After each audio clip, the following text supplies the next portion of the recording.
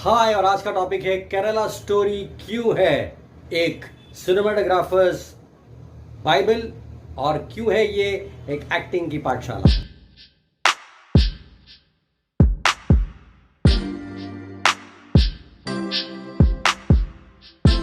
ये बहुत ही अच्छी मूवी है इन टर्म्स ऑफ सिनेमाटोग्राफी। ये एक आपके लिए जो एस्पायरिंग फिल्म मेकर्स है उनके लिए एक स्टडी है। अगर आप सिनेमाटोग्राफी किस तरह से की जाती है ये जानना चाहते हैं तो आपने केरला स्टोरी ये जरूर देखनी चाहिए। केरला स्टोरी में वो सिनेमाटोग्राफर है, उसने इतने लेंसेज यूज किए हैं जिससे आपको स्टोरी टेलिंग कैसे करते ये एहसास होगा। फॉर एग्जाम्पल ये स्टोरी अफगानिस्तान के लैंडस्केप से लेके द लश ग्रीन केरला के लैंडस्केप को एक्सप्लोर करती है। तो आप सोचिए ये दो कंट्रास्टिंग विजुअल्स है। एक जगह पे आप देखते हैं कि अफगानिस्तान की रूखी सूखी जमीन है, उसकी बैरन दीवारें हैं, और एक जगह पे हमारा खूबसूरत केरला है जो हरा भरा है और बहुत ही प्योर है, बहुत ही फैसिनेटिंग है।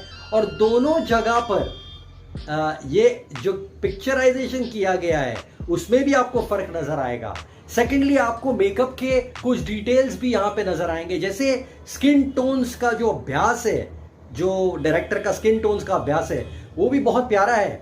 क्योंकि जब हमारी जो हीरोइन है इस फिल्म की आदा शर्मा, ये जब तालिबान के साथ आईसिस के साथ जाती है तब वो जब बुरखा में रहती है तब उसका स्किन टोन कैसे रहता है बिकॉज ऑफ द विंटर।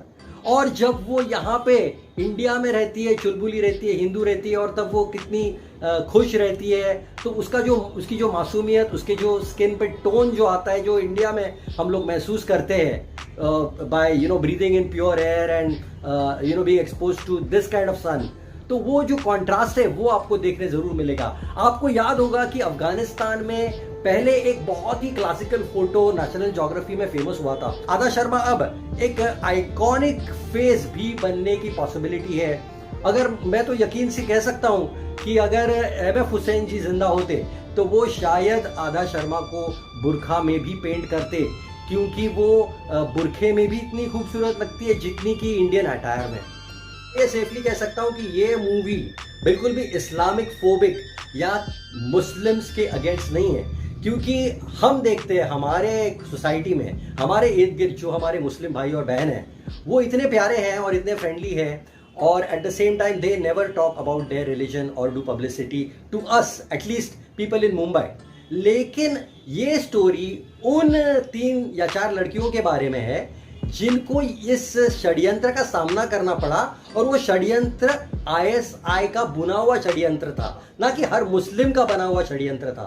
तो वो जो षड्यंत्र था वो आईएसआई का एक नेटवर्क है जो दूसरे कंट्रीज में जाके इन लड़कियों को यूज करता है, और वो लोग सिर्फ कन्वर्टेड लोगों को ही यूज करते हैं अपने टेररिस्ट एक्टिविटीज के लिए। जो ओरिजिनल मुस्लिम होता है उनको वो टारगेट नहीं कर सकते, क्योंकि ओरिजिनल मुस्लिम्स जानते हैं कि जो इस्लाम का मैसेज है वो मैसेज पीसफुल है। ये फिल्म एक बहुत इंपॉर्टेंट मैसेज या थिंकिंग के लिए एक बहुत अच्छा मैसेज छोड़ जाती है।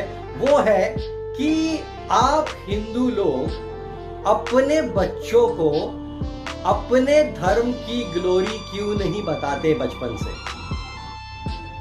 और डायरेक्टर चाहता तो ये जवाब जरूर दे सकता था। वो चाहता तो ये बता सकता था फिल्म में कि हिंदुइज्म के प्रिंसिपल्स क्या है, वो कैसे वैरायटी है, वो एक कैसे थाली है, वो कैसे एक बुके ऑफ फ्लावर्स है जहां पर हम अलग अलग धारणाओं के साथ भगवान की पूजा करते हैं, पर we believe in the ultimate power of God. लेकिन इन सब झंझटों में डायरेक्टर इसलिए नहीं पड़ा क्योंकि पिक्चर की लेंथ सिर्फ 2 घंटे की है, और हिंदुइज्म कोई एक किताब नहीं है जो आप आराम से 2 घंटे में समझा सकते हैं। इनफैक्ट हिंदुइज्म एक लाइब्रेरी है जिसके अलग अलग किताबें हैं जो आप पढ़ते पढ़ते आपकी जिंदगी निकल जाएगी। इसलिए भी हमारे जो बच्चे होते हैं उनको हम कभी धर्म के बारे में ज्यादा बताते नहीं है, क्योंकि हमारा एक जो फिलॉसफी है वो हम हमेशा प्रैक्टिस करते हैं, वो है do your duty and everything will be all right. जो गीता में हमें सिखाया गया है कि आप अपना कर्म करते रहो और आपको फल मिले या ना मिले इसकी चिंता मत करो। और हर हिंदू ये फॉलो करता है, एक्चुअली ये जो मेन प्रिंसिपल फॉलो करता है, और उसकी वजह से वो कभी दूसरी चीजों पे ध्यान नहीं दे पाता है।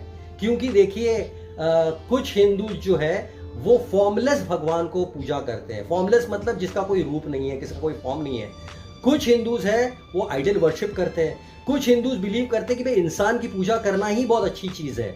कुछ हिंदूज होते हैं वो सिर्फ अग्नि की पूजा करते हैं। लेकिन अल्टीमेटली ऑल हिंदूज नो कि परमात्मा जो है इन सब चीजों से ऊपर है। और डायरेक्टर ने ये कॉम्प्लिकेशन नहीं मोल लिया कि मैं ये सब एक्सप्लेन करूंगा, क्योंकि वो अगर एक्सप्लेन करते रहता तो पूरे 3-4 घंटे क्या उसको 12 घंटे से ज्यादा लग जाते, और पिक्चर उसको बनानी थी सिर्फ 2 घंटे की।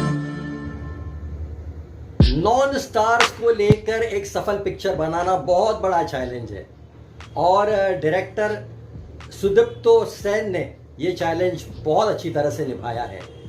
दूसरी बात, जो कास्टिंग डायरेक्टर है मुकेश छाबरिया ने जब कास्टिंग करी तो उन्होंने ये ध्यान रखा कि जो मुस्लिम लड़के हैं वो चार्मिंग, अट्रैक्टिव और हैंडसम लगे, और क्योंकि अगर वो नहीं लगते तो कोई भी इनके चंगुल में कैसे फंस सकता है।